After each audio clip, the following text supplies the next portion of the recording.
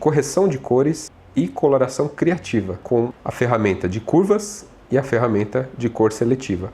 Apenas essas duas a gente vai fazer uma coloração bem bacana. Eu estou aqui com a imagem, uma foto direto da câmera, sem nenhum tratamento. A foto está um pouco fria, né? Um tom azulado. A gente vai abrir aqui o ajuste de curvas. E vamos pegar o conta-gotas da cor mais escura, das sombras no caso. Eu preciso ver aqui no slider aonde eu tenho mais informação de tons escuros.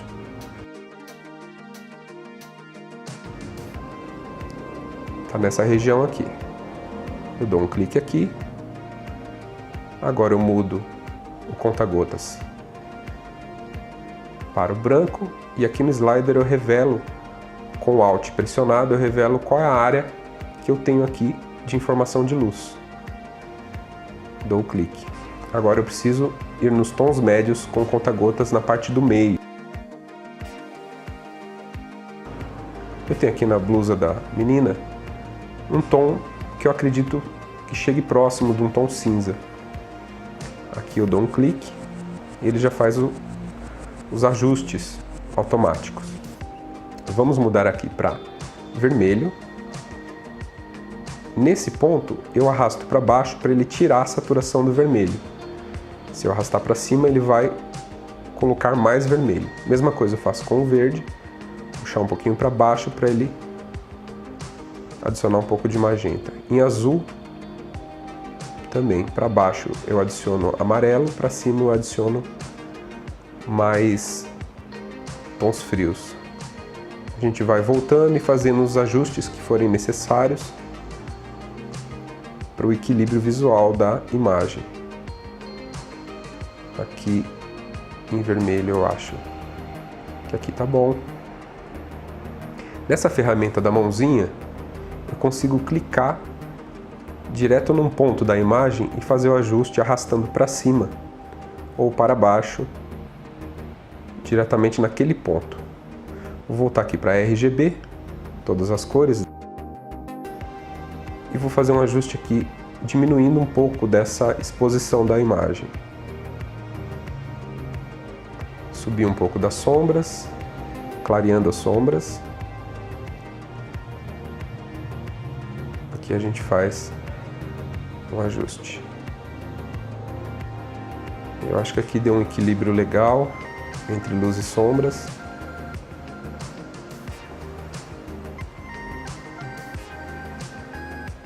A qualquer momento você pode alterar essas propriedades, de acordo com o que você julgar necessário na imagem. Tá certo, essa primeira parte a gente já fez. Vamos ver agora a parte de cor seletiva com essa ferramenta. A gente vai começar com o vermelho. Veja que eu puxando a barra para a direita, o slider para a direita, eu adiciono o ciano e puxando para a esquerda eu retiro o ciano.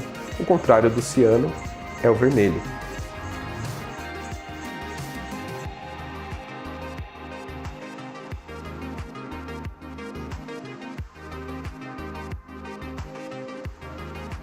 Aqui eu vou trabalhar apenas nos tons de magenta, os tons de amarelo e aqui a iluminação desse tom de vermelho, se eu quero mais sombra ou mais claridade.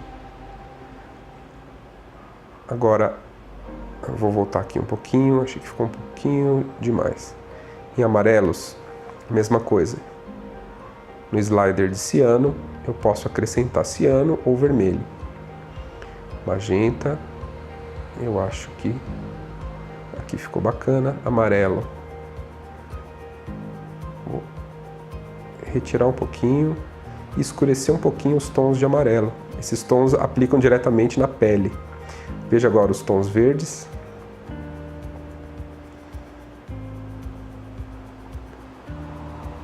Apenas os tons verdes.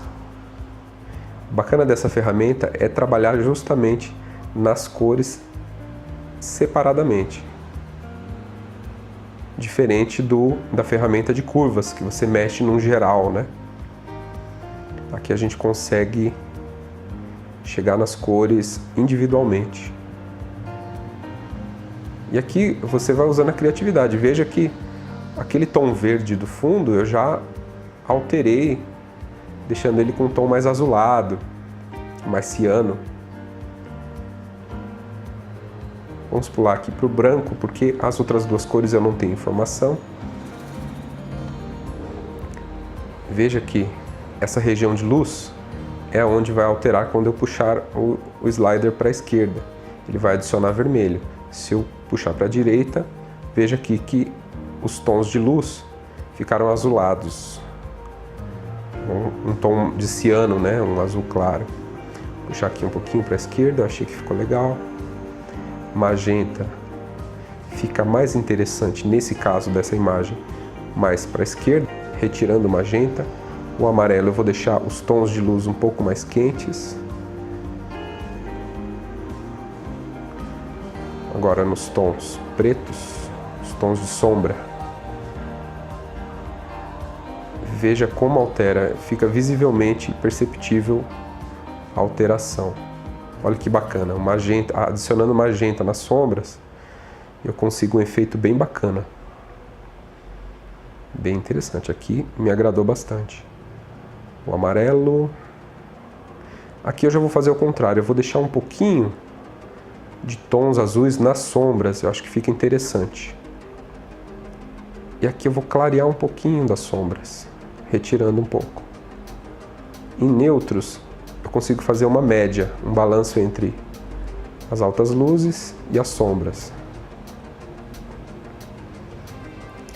Veja que aqui o ajuste é mínimo. Eu altero bem pouquinho a numeração.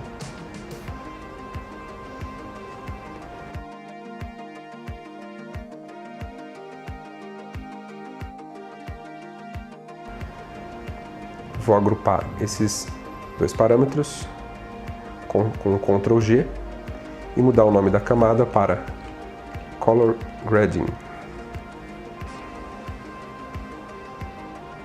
Vou criar aqui uma nova camada.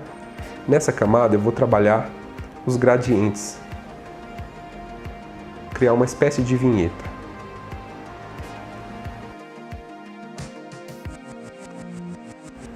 Eu vou escolher o tipo de gradiente, o segundo, que ele começa com uma cor sólida e termina transparente. Aqui com conta-gotas eu vou copiar a cor de referência da imagem. Vou clicar e arrastar para o meio.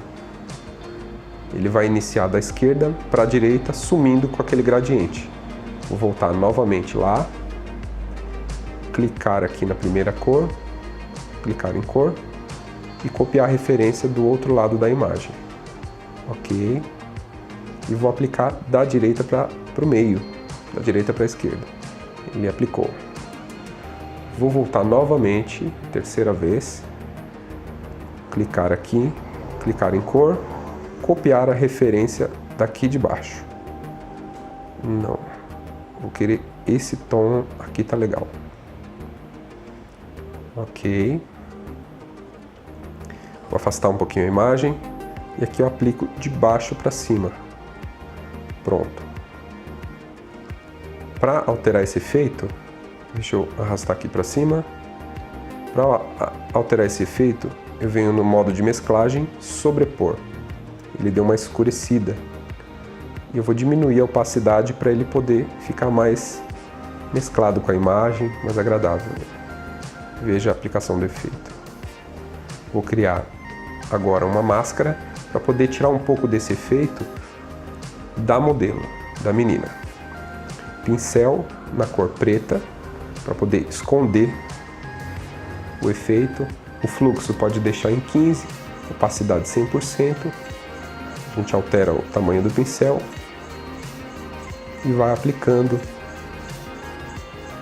sobre a menina para remover esse efeito que eu não quero que esteja em cima dela. Vou apagando aqui o efeito. Com o Alt a gente consegue clicar e visualizar ali na máscara o que a gente está escondendo. Vejam antes e depois.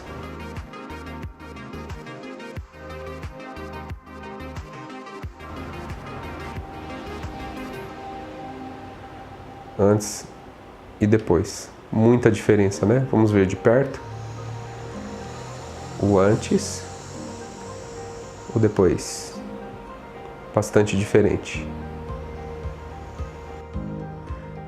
Com apenas 2 ferramentas a gente consegue transformar completamente uma imagem original, deixando as cores mais vivas, o contraste mais bonito, com apenas essas 2 ferramentas.